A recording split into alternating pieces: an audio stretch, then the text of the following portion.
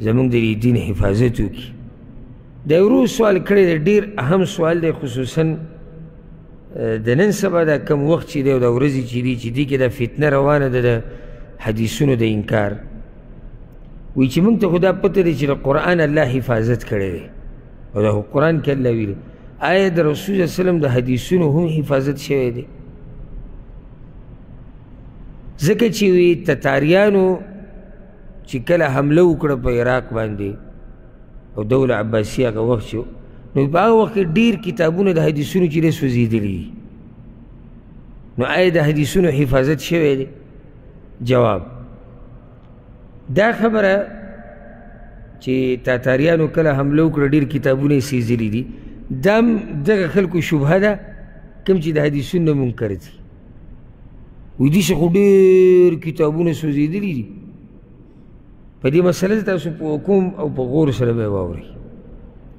الله رب العزت د پیغمبر صلی الله علیه وسلم را لېږلی دی او په دې قرآن نازل کړی دی او د قرآن حفاظت ذمواري الله خپل اخیستې ده. انا نحن نزلنا الذکر و انا له لحافظون. ښه د پیغمبر یې څه را لېږلی د قرآن د وضاحت دپاره. نو د پیغمبر خبرم د قرآن خواوشا کې تاویږي را تاویږي. نو چې د قرآن الله حفاظت کوي د وضاحت به حفاظت نه کوي؟ د وضاحت به هم حفاظت کوي. ګره الله وی وانزلنا الیک الذکر لتبین للناس، موږ تا ته دا وحی درلېږلې ده چې ته خلکو ته واضحه کړې ما نزل الیهم هغه څه چې دوی ته نازل شوي دي. نو رسول صلی الله علیه وسلم راولګېدو موږ ته دا قرآن واضحه بیان کړو او د دین یو مسله موږ ته بیان کړه.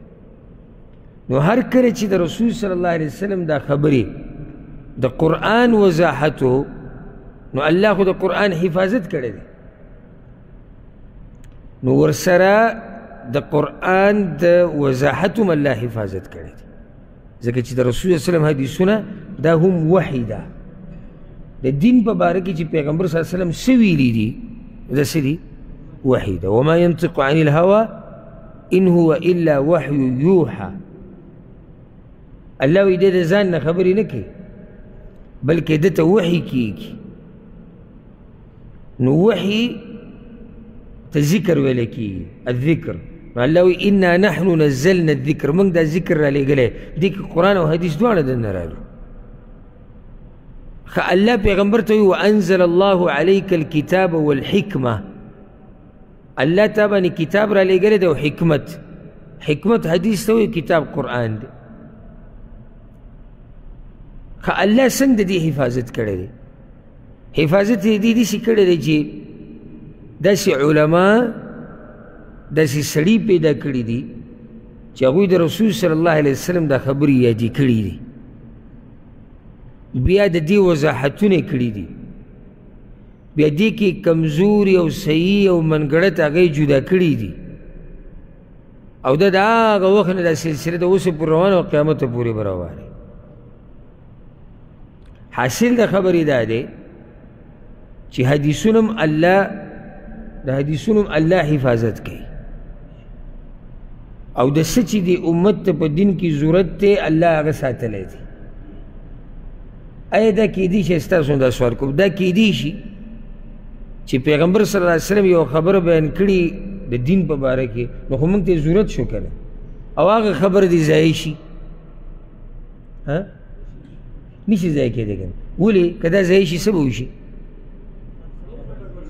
دین به ګډوډ شي. لکه موږ به اوس داسې ووایو د مانځه مسله ده، الله خو قرآن کې صرف دومره ویلي چې مونځ وکړئ، بس طریقه یې ښودلې ده؟ نه ده ښودلې موږ ته کنه.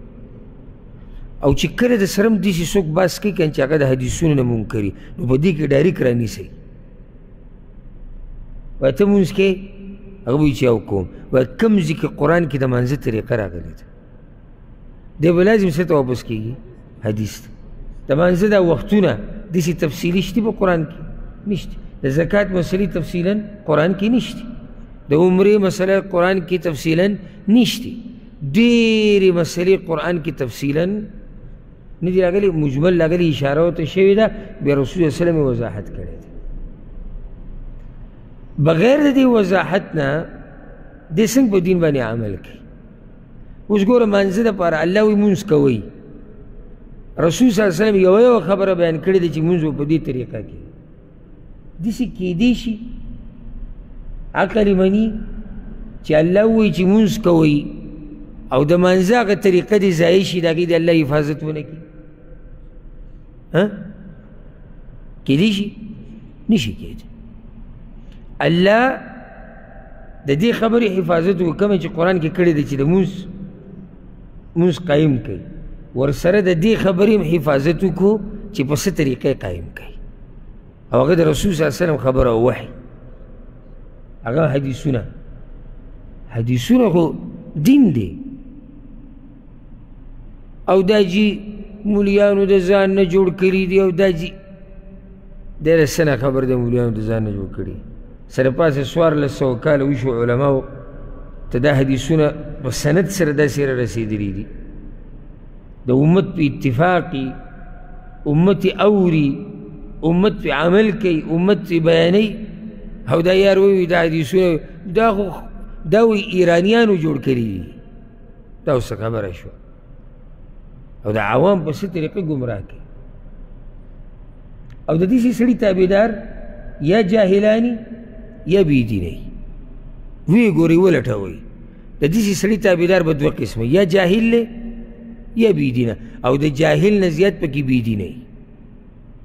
ځکه چې بېدینه خو دې ته خوشحاله دی که نه، مونځ نشته جي بېدینه خوشحاله دی، زکات نشته جي بېدینه خوشحاله دی. یعنی دې مسئلې پورې مسخره ګوره، مخکې ورځو کې یو په دې پورې مسخره کوله، وایي دا بعض مسلمانان وایي چې فلسطینیانو باندې سخته ده، دوی دپاره قنوت کوئ.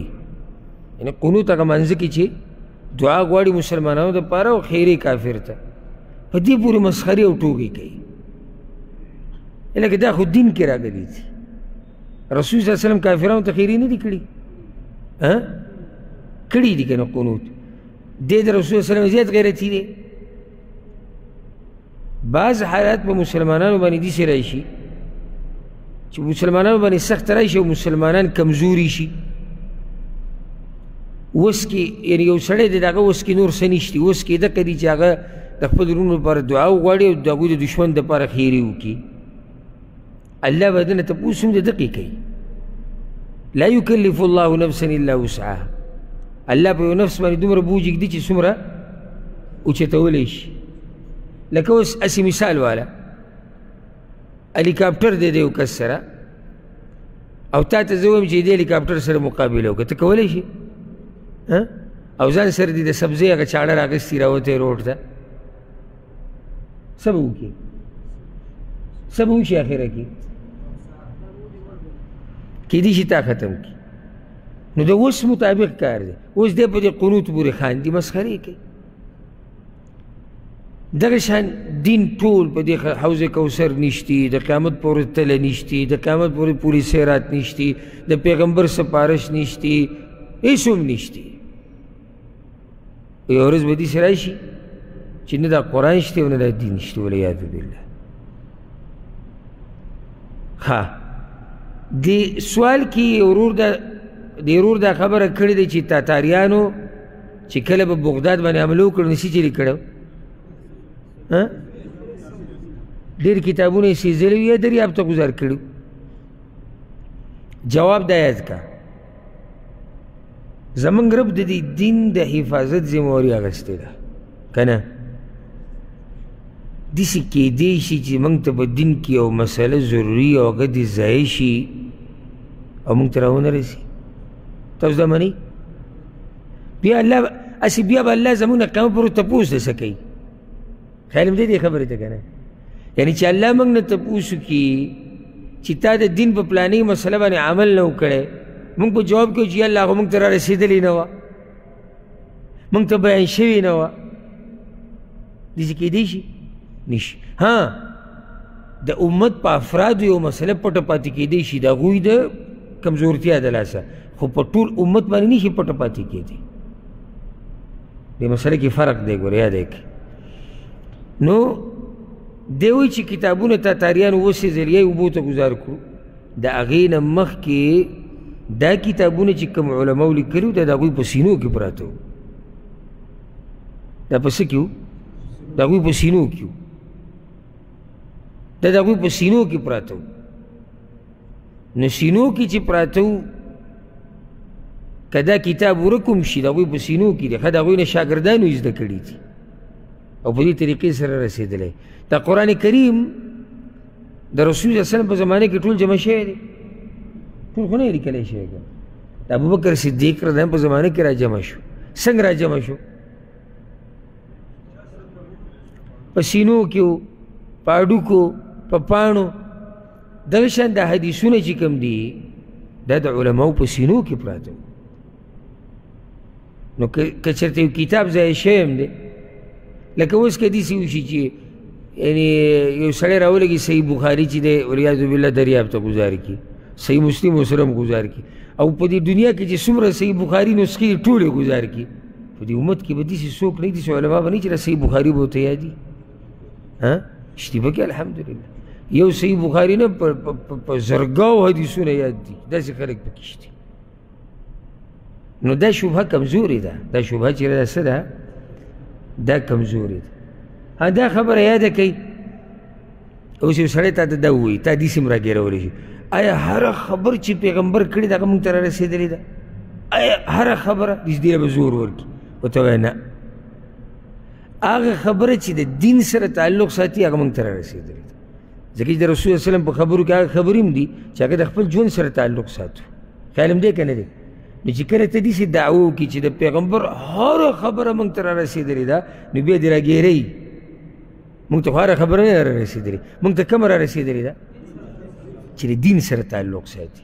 وایي او دا زموږ ایمان دی چې د دین سره چې کومه مسله تعلق ساتي هغه موږ ته را رسېدلې ده او الله یې حفاظت کړی دی. او دا هم لازم نه ده چې د رسول صلی الله علیه وسلم دا ټولې خبرې دي په یو ځای په یو کتاب کې. دا هم یاده کړئ، دا په کتابونو کې تقسیم دي. او لازم هم نه ده چې یو عالم ته د رسول صلی الله علیه وسلم ټولې خبرې یادي، نه، چاته ډېرې چاته لږې. خو دا خو یعنې موږ داسې نه شو ویلی چې یاره الله د حدیثونو حفاظت نه دی کړی، حفاظت یې کړی دی، امت ته خو را رسېدلي دي که نه. اوس که احمد ته لږې یادې دي او عمر ته ډېرې یادې دي، داسې اثر کوي؟ هېڅ اثر نه کوي، خو مسله را رسېدلې ده موږ ته. پوه شوئ پې که نه؟ نو خلاصه دا شوه چې څنګه چې الله د قرآن حفاظت کړی دی دغه شان الله د حدیثونو هم حفاظت کړی دی. او الحمدلله حدیثونه د علماو په سینو کې پراته دي، بیانوي یې، یادوي یې، خلکو ته واضح کوي، امت پې عمل کوي. او د چا چې حدیثونو سره نه لګي هغوی ته موږ وایو قل موتو بغیظکم، مړه شئ چې را زړه موچ وي. حدیثونه دا خو وحی ده، وحی معنی د الله دین دی. د دین منکر هغه د الله د دین نه منکر دی، چې الله د دین نه منکر کېږي والعیاذ بالله کفر ته پرې رسي.